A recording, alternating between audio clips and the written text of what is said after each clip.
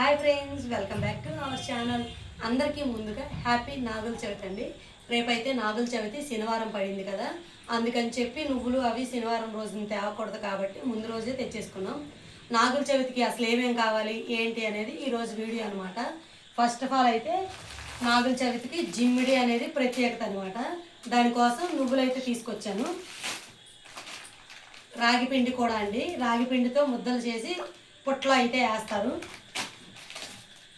బియ్య పిండితో కూడా ముద్దలు చుట్టి చలివిడి అవి చేసి వడపప్పు చలివిడి చేసి కూడా పుట్లు అయితే వేస్తారనమాట. కోడిగుడ్లు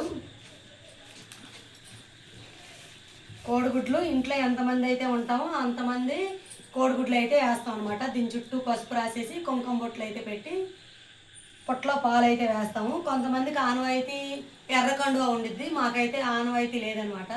ఆనవాయితీ ఉన్న వాళ్ళే రెడ్ కండువా వేస్తారు. ఇంకా పూజకి సంబంధించిన నూనె, జిమ్మిడిలో వేయాల్సిన బెల్లం, కర్పూరం, ఒత్తులు, ఇంకా ఆవు పాలు కావాలండి. అవి ఆవు పాలు మాకు ఇంకా దొరకలేదు. రేపు పొద్దున్న అయితే ఇంకా పోయించుకుందామని చెప్పి ఆవు పాలు ఒకటే తేలేదు. ఇవన్నీ నాగుల చవితికి రేపు పొద్దున్న పొట్లో వేయటానికి కావాల్సిన వస్తువులు. మీకు ఎవరికైనా తెలియకపోతే ఈ వీడియో చూసి ఏమేమి కావాలనేది తెలుసుకోండి. నా ఈ చిన్న వీడియో మీకు నచ్చినట్టయితే లైక్ చేయండి, షేర్ చేయండి, సబ్స్క్రైబ్ చేయండి ఫ్రెండ్స్. Bye bye.